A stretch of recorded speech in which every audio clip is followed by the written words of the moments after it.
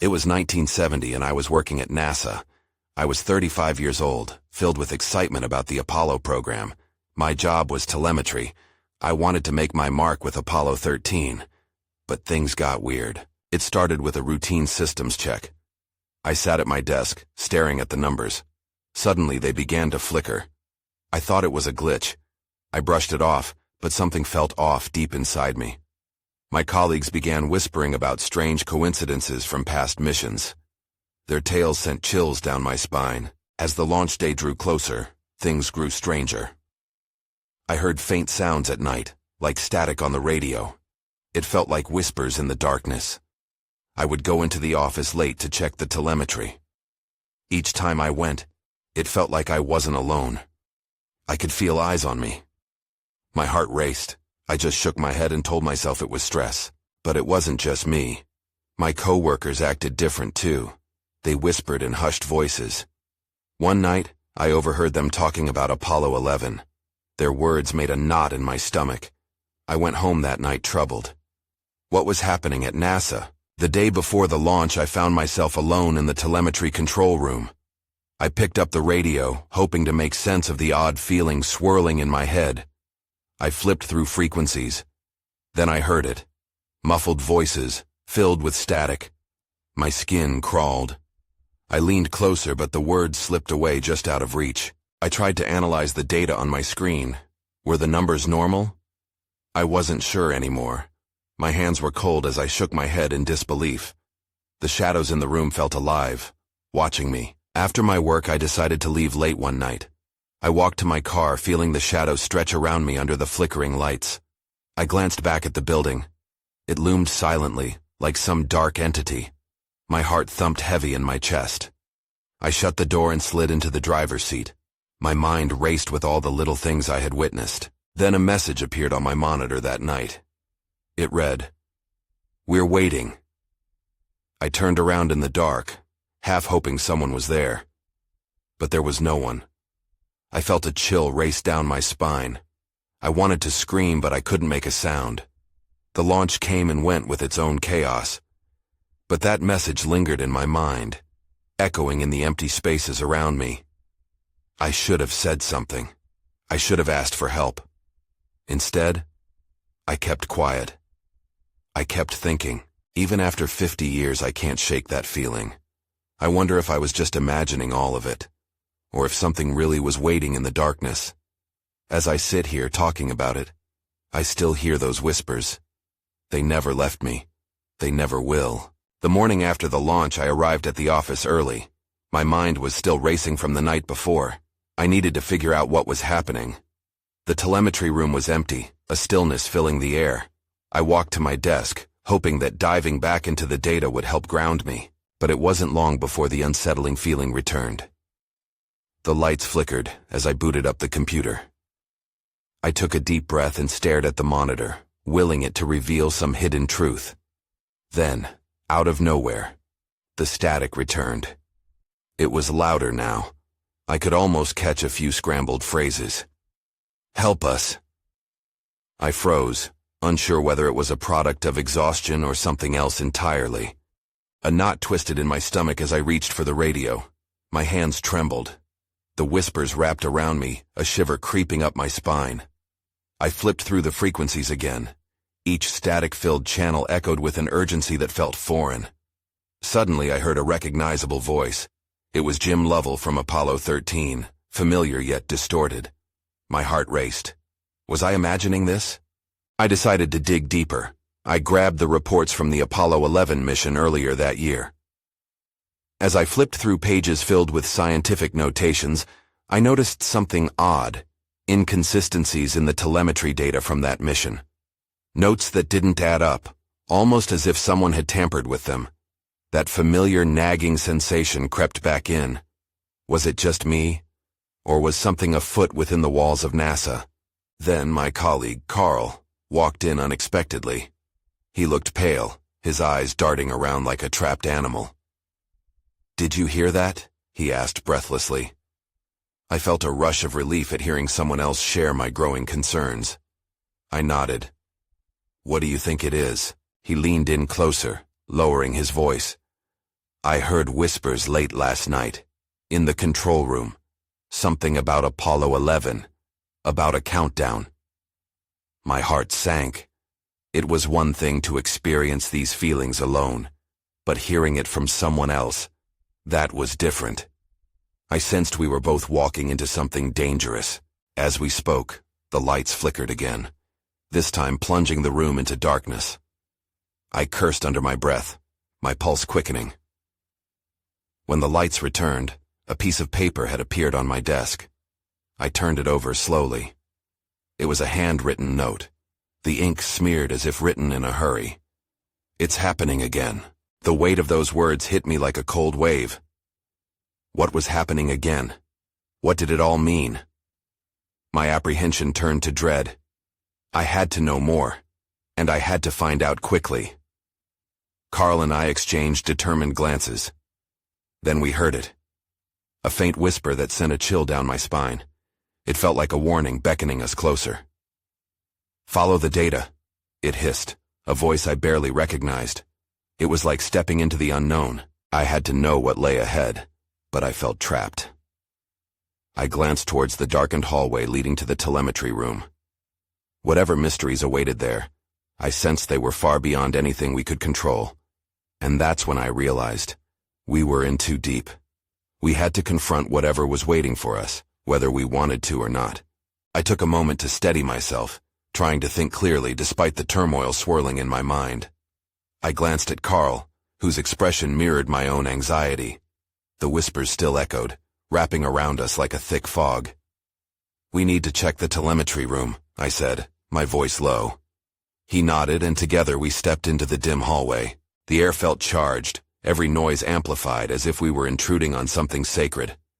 I could hear my heart pounding in my chest, each beat echoing louder than the last. The flickering lights above cast eerie shadows against the walls, and I half expected something or someone to jump out at us. About it. As we reached the telemetry room, we hesitated at the door. I turned the knob slowly, half expecting it to resist, but it opened with a quiet creak. The room was dark, the screens off, but as I stepped inside, I was hit by a wave of cold air. It felt wrong. I flicked on the switch, and several screens hummed to life, bathing the room in a dull glow. My breath caught as I scanned the monitors, all displaying telemetry data, but not from the current mission. They showed readings from Apollo 11. My heart sank again. The numbers flickered and changed, almost as if they were alive, taunting me with their mysteries. "Look at this," Carl said, pointing at one of the screens. I moved closer, and my stomach twisted. The telemetry readouts were matching those from the reports I had earlier. But now, they were annotated with notes, words scrawled in red. "Abort," one read. "They're coming," read another. "What the hell does that mean?" I whispered, the dread coiling tighter in my chest. Carl's eyes widened as he put his finger on another note, barely visible. "Countdown T-11. Suddenly the static returned, an eerie din filling the air. It was like the room itself was alive, its whispers growing louder, more desperate. I struggled to separate the noise from my own thoughts. My instincts screamed at me to get out, but my feet felt glued to the ground. "Do you think this is a prank?" Carl asked, his voice quavering. "It can't be." I shook my head, trying to dispel the doubt creeping in. Something is off. If this data is manipulated, it could mean they were hiding something from the world. From us. Then I noticed something else. A box in the corner covered in dust. My curiosity ignited, pulling me closer. I opened the lid, and inside was an old black and white photo. It was faded, but I could make out the image of the Apollo 11 crew surrounded by NASA staff. My heartbeat quickened when I spotted something unusual, a shadowy figure lurking in the background, its features blurred and indistinct. "Carl, look at this." I held the photo up, my stomach twisting with unease. "Who is that?" Before he could respond, the static crescendoed and the lights flickered violently. They dimmed again, then went out completely, plunging us into darkness. Panic surged through me. "Carl!" I called, feeling a dread weight on my chest as I reached for him. but in the pitch blackness I heard a whisper, clearer than anything before. "You shouldn't have come here." And then everything went silent. I blinked into the darkness, my heart racing. I couldn't move. The whispers from before now felt closer somehow. I tried to call out to Carl again, but no sound escaped my lips. My mind raced. I fumbled for my flashlight, praying it would still work. The last thing I needed was to be swallowed by the abyss around me. With a click, the flashlight beam burst to life, slicing through the dark. I turned it towards Carl, but he was nowhere to be seen. "Carl!" I shouted louder, panic rising inside me like a tidal wave. I started to move around the room, the beam trembling as I searched for him. Then I saw a figure standing in the far corner, wrapped in shadow. My breath caught in my throat. "Carl!" I called, a hint of fear lacing my voice. The figure didn't move. I took a cautious step forward, the whispers fading but still lingering in the back of my mind. "If this is a joke, it's not funny," I shouted, bracing myself for a response. But silence enveloped me once more, thick and suffocating. Just then, the lights flickered back on, bathing the room in harsh fluorescent light. Carl stood frozen, staring at something that made his eyes wide with terror. I approached him, and my flashlight beam fell across his face. "What's wrong?" I asked, feeling the hairs on my neck stand on end. He pointed shakily at the wall. My heart thundered in my chest as I turned to look. There, scrawled on the wall in red paint, or was it something else, were words that chilled me to the bone. "They are watching." What does it mean? My voice wavered as fear swelled inside me again. Before Carl could respond, a loud crash erupted from behind us, causing us both to jump. The sound echoed, vibrating the very air around us. I spun around, flashlight shaking as I shined it towards the source. The door to the telemetry room had swung open. "Do you think someone came in?" Carl whispered, his voice tight with fear. "I don't know, but we should check." My instincts screamed at me to run, but I forced my feet to move toward the door. As we stepped out into the hallway, a bitter wind swept past us, freezing the air. The faint glow of emergency lights flickered, giving the corridor an otherworldly atmosphere. I felt the weight of unseen eyes, watching, waiting. I glanced at Carl, his expression hardening with determination. "We need to find out what happened here," he said, more to himself than to me. "Agreed," I replied, though doubt brewed in my stomach. There was no turning back now. We moved cautiously down the hall, every creak of the floorboards echoing ominously. Then, just as we reached the nearest intersection, I stopped dead in my tracks. "Do you hear that?" A sound was coming from the adjacent room, hard, desperate knocking. "Let me out, please." Carl and I exchanged a look, and I could see the uncertainty in his eyes shift to resolve. Without a word, we rushed towards the sound, knowing we were stepping into something much larger than ourselves. When I turned the corner, my heart dropped. That's when I saw it. A figure behind the window, half hidden in darkness. "Who are you?" I croaked, my voice barely above a whisper. "What do you want?" the figure replied. "Help me!" And then the lights flickered again. The lights buzzed and dimmed before going out completely. I stumbled back, my heart racing again. "Carl!" I shouted, reaching out to find him. The panic that had simmered suddenly boiled over. I felt the walls closing in, the echoes of that desperate banging still reverberating in my ears. "Stay close," Carl's voice cut through the darkness. I clutched the flashlight tight, squeezing my eyes shut for a second, hoping the darkness would somehow fade. When the lights flickered back to life, the figure behind the window was gone. I swung the beam of light around, panting. "Where did he go?" I asked, more to myself than to Carl, who was standing frozen, eyes wide. "He was there," Carl whispered, indicating the empty space. "I swear I saw him. We have to get in there." The knocking had stopped, replaced by a deafening silence that filled the void around us. I felt cold dread seep into my bones. "You think we should? What if it's a trap?" Carl pressed his face against the glass, straining to see inside the room. "I don't care. There's someone in there. They need our help." I hesitated, but the resolve in his voice ignited something in me. "All right, let's do it," I replied, my voice shaking with uncertainty. We pushed through the door, my flashlight beam cutting across the room. It was empty. Desks were overturned, papers scattered on the floor. A computer screen glowed faintly, displaying data that made no sense to me. "Where is he?" I murmured, glancing around, searching for any sign of the figure. Suddenly, behind me, I heard a soft rustling. I spun around, shining the flashlight toward the noise. My breath caught. There, underneath a table, was a small bundle of clothes. "Is someone hiding?" I knelt down and reached for it. My fingers brushed the fabric, and as I pulled it into the light, my heart plummeted. It was a child's jacket, tattered and stained. "Did someone leave this behind?" Carl asked, his voice suddenly heavy.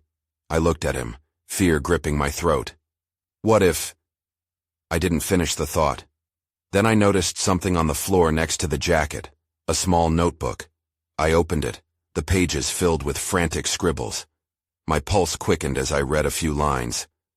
"They're watching me. They see everything. Do not trust them. We need to leave. Now," I said, panic bubbling in my chest. But before we could move, another noise echoed from the hallway, a low, guttural growl that sent chills racing down my spine. I shot a look at Carl, his face drained of color. "What was that?" he whispered, clutching my arm. "I don't know, but we have to get out of here," I said, urgency erupting in my voice. The heavy thud of footsteps sounded, approaching steadily. Then the lights flickered once more, and everything went dark. In that suffocating blackness, I felt the air shift. Something was right there with us. I held my breath, my heart pounding in the pitch-black room. I could feel Carl's presence beside me, his body rigid with fear.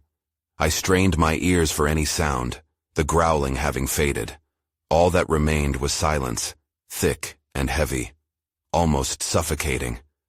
"Can you see anything?" I whispered, my voice barely escaping my throat. "No," Carl replied, his voice trembling. "I can't see anything." I swept the flashlight in front of us, but the beam only served to highlight the encroaching shadows. The darkness felt alive, shifting around us like a predator stalking its prey. Then, out of nowhere, a sharp click broke the stillness. The sound came from somewhere deep in the room.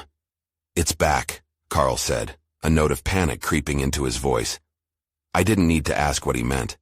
The lights flickered back on, illuminating the room in harsh fluorescent light. I gasped at the sight before us. A figure stood in the corner, obscured by the shadows but clearly there. A tall, thin silhouette with unnaturally long limbs. My stomach dropped as my flashlight beam found him. The figure's face was pale and gaunt, eyes blacker than the shadows around him. "Who are you?" I managed to croak, but no words came from his lips. Instead, he took a step forward, his movements jerky, almost mechanical. "Run!" Carl shouted, pulling me back.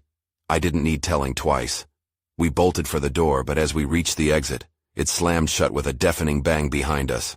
"No, no, no!" I yelled, pounding on the door frantically. "Let us out!" The fear twisted in my gut as I felt the cold wash over me again. I turned to face the figure, who now stood just a few feet away, the hint of a sinister grin stretching across its face. "Help me," it whispered, the voice echoing in my mind more than in the room. "Why should we help you?" I shouted back. The question hung in the air, heavy with dread. A chill ran down my spine as I realized. The air around us felt thick, disorienting, as if reality itself was bending. "That's not a good idea," Carl mumbled, his eyes darting between the figure and the opaque door. "Maybe we need to find another way out." Before we could even plan our next move, the lights flickered once more, and everything went dark again, this time for longer. My stomach twisted into knots. The growl returned, louder and closer. Panic surged back, overwhelming me. "It's coming for us," I screamed, and that was when I felt it, a cold grip around my ankle. I looked down and froze. It was a hand, pale and trembling. "Stop, please." My breath caught in my throat. That's when I saw it. Just beside the figure was a shadow of another. The lights flashed back on, revealing a second figure, smaller, crouching low to the ground. "Who is that?" I asked helplessly. But before anyone could answer, all the lights went out again. This time, when they flickered back, I was alone. I blinked, the bright lights momentarily blinding me. Panic surged through me as I scanned the room, my heart racing. Carl was gone. It felt like the darkness had swallowed him whole, leaving me behind in this nightmare. "Carl!" I yelled, my voice echoing a feeble cry that only bounced off the walls. I took a shaky breath and fumbled for the flashlight, my hands trembling as I turned it on. The beam flickered, revealing just enough to confirm my fears. There was no sign of him. I was alone. A growl echoed from somewhere behind me and I stiffened, my breath hitching in my throat. I swung the flashlight around, desperately trying to find the source, but the shadows danced just out of reach. Think, I whispered to myself, forcing myself to focus. I needed a plan. With trembling legs, I stepped further into the room, the beam of my flashlight illuminating the scattered debris, broken furniture, dusty papers scattered across the floor. I had to find a way out. I moved cautiously, my heart pounding. I was halfway to the other side of the room when I noticed something on the floor, a piece of paper. I knelt down and picked it up, my fingers brushing against the rough surface. It was torn and yellowed, covered in strange symbols and hurried scrawls that looked like they were made in a panic. "What is this?" I murmured, squinting to read the jagged handwriting. It talked about a transfusion, the Dark One, and, my blood ran cold, a way to bind. I flinched as the growl sounded again, closer this time, as if the figure was circling around me. I had to keep moving. I stood up and quickly glanced back towards the door, still shut tight. I couldn't see a window in sight. My only options were forward or time passed strangely, but I thought it had been mere seconds or minutes. Find some way to unlock the door. Another growl, deep and resonant, shook the air. I turned, the flashlight shaking in my grip.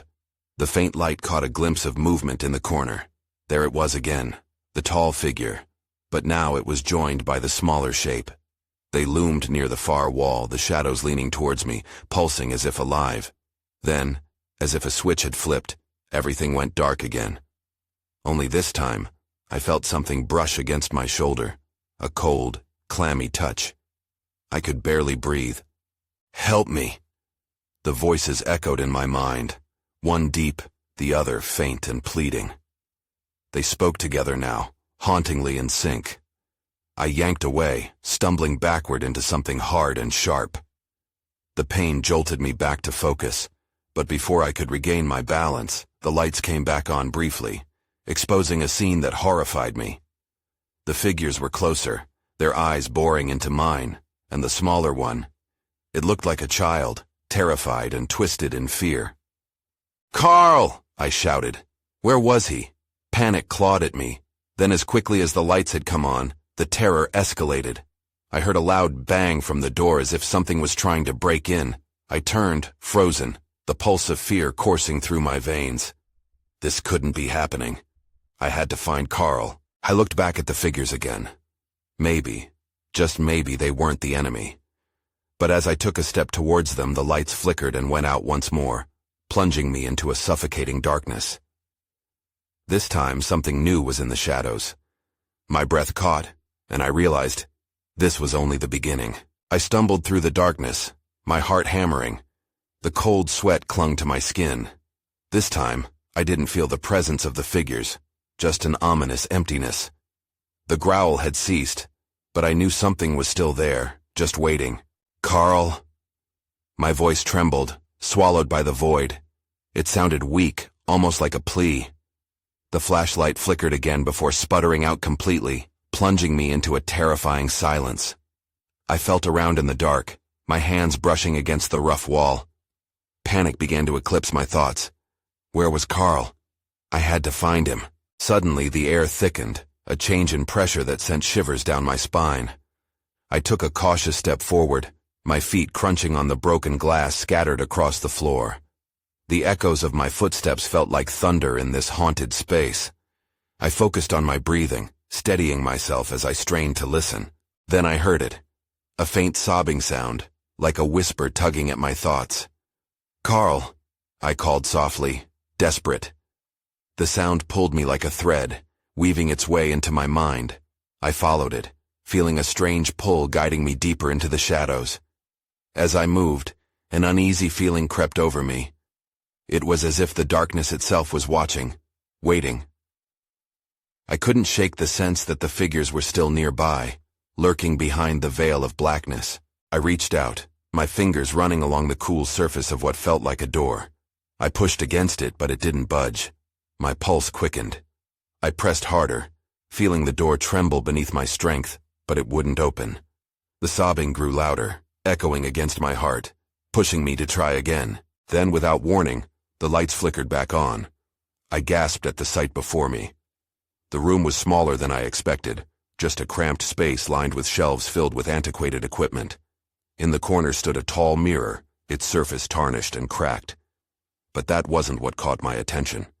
It was Carl, huddled on the floor beside the mirror, eyes wide and shimmering with fear. "Carl!" I lunged forward, relief washing over me. But then I froze, my heart sinking. His gaze was fixed not on me, but on something behind me. Horror etched across his small face. I turned slowly, dread pooling in my stomach. The figures were back, now solidly formed, their eyes glowing, a mix of darkness and desperation.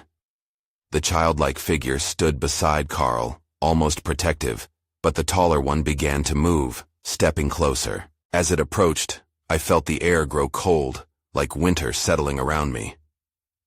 "You shouldn't have come here," a voice growled, low and gravelly. My breath quickened, and I instinctively stepped back, grabbing Carl's arm. Before I could react, the lights flickered violently again and I heard a crash followed by a tightening grip around my throat. I gasped for air, a deep, terrible fear crashing over me. In that moment, it hit me. Whatever was here wasn't just a shadow or a figment. It wanted something from me. That was when everything went dark again. I gasped, the air rushing back into my lungs as I felt the grip release. The darkness swallowed me whole again, but I could hear Carl's whimpers mixing with a distant echoing laughter that sent chills racing down my spine. "Carl?" I called out, my voice trembling in the void. It felt pointless, but the fear of losing him drove me to shout, "I'm right here!" But the only answer was silence, thick and suffocating. I groped in the blackness, my heart racing. I needed to find him.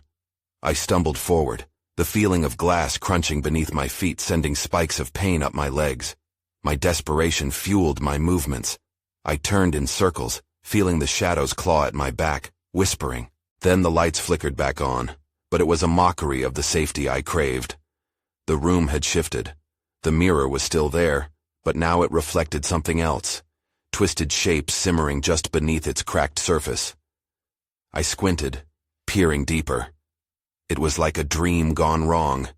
Faces morphing, their mouths moving but making no sound. I recoiled, stepping back, but my foot caught on something.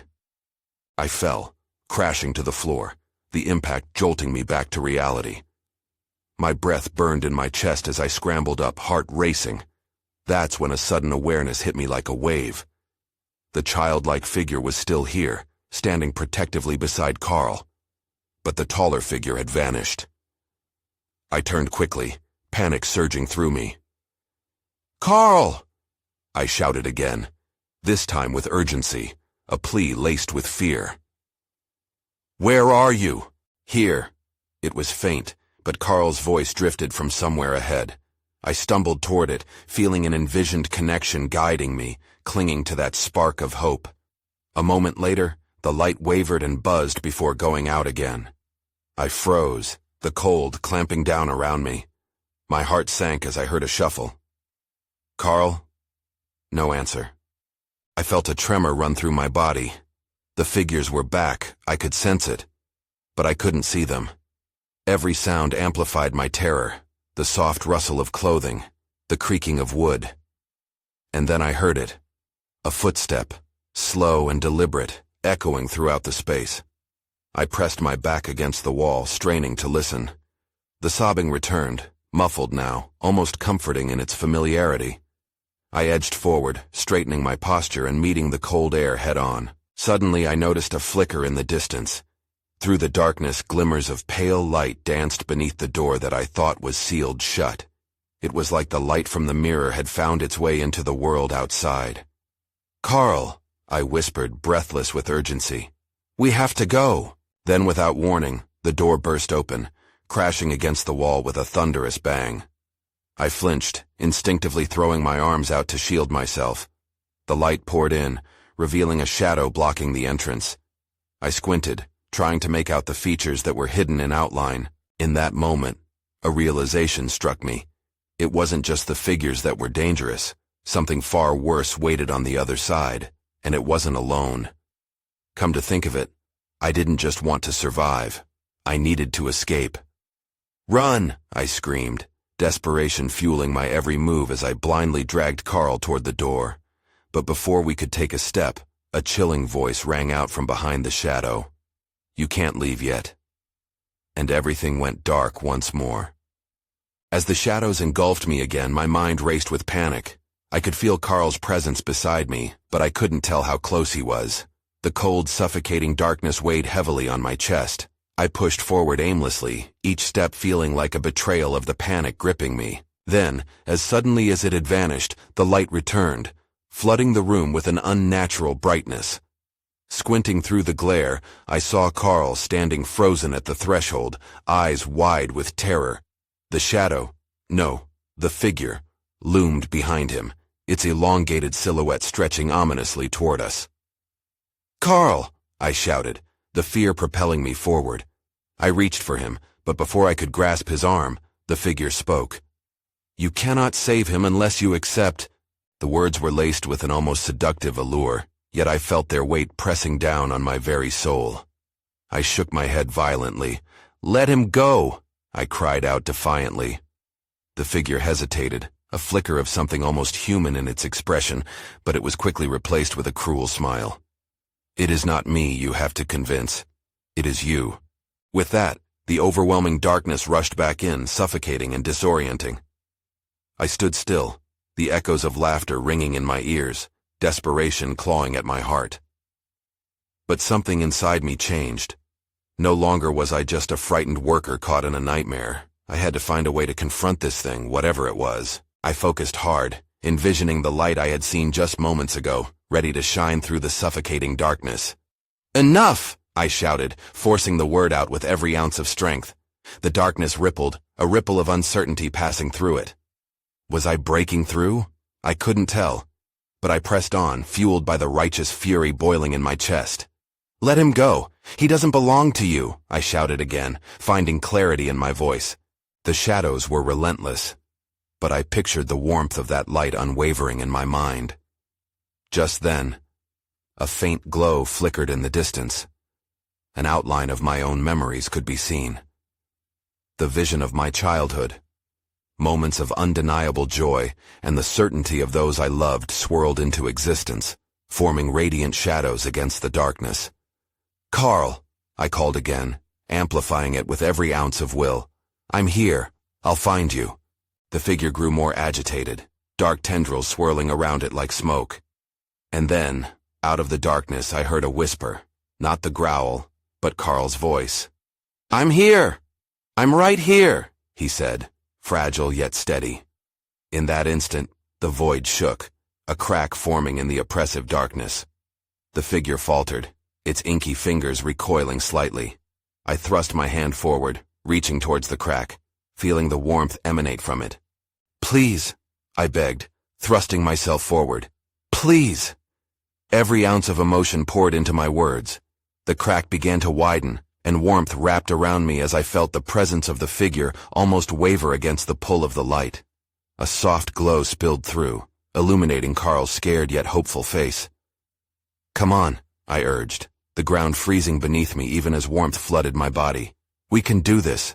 With a roaring rush, the light poured in, shoving the darkness away like waves crashing against rocks. The shadowy figure howled, its form contorting in fury, and then it began to unravel, its presence disintegrating with each second. The last thing I saw was Carl's eyes locking onto mine, swimming in emotion that said so much more than words ever could. "Together," I whispered, and in an instant, the boundary between darkness and light shattered. I closed my eyes tightly and felt a force pull me forward, yanking me out of the void. The world spun around, and as the light enveloped me, the whispers faded away until they were nothing more than distant echoes. When I opened my eyes again, I found myself on the ground of the telemetry room, the dim hum of equipment surrounding me. The walls felt normal once more. Carl was beside me, groaning softly, alive and breathing. Relief surged through me as I helped him sit up. "What just happened?" he asked, dazed. I shook my head, unable to form words. The shadows that had plagued us still lingered at the edges of my mind. "I'm not sure, but it felt real," I murmured. Despite the momentarily bright world surrounding us, a lingering unease settled in my chest. What had we truly escaped? Was it simply a manifestation of our fears or something more profound waiting to resurface? As I glanced around the telemetry room, I spotted a crumpled piece of paper on the ground, fingerprints smudged and ink blurred as if written in haste. My breath caught in my throat. "Hey, what's that?" Carl asked, focusing on the note as I slowly picked it up. I began to read, but my heart sank as I deciphered the last line scrawled across the paper. "We're still watching." An unsettling shiver ignited within me. A part of me insisted we had escaped that room, but as the lingering whispers brushed against my heart, I realized the truth. We had lived through something inexplicable, but what was waiting beyond those walls might never truly be gone. In the silence that followed, I thought back to everything that had happened, letting uncertainty wash over me like thick fog. I bit my lip, the uncertainty hanging in the air. We had survived, but perhaps the darkness never left at all.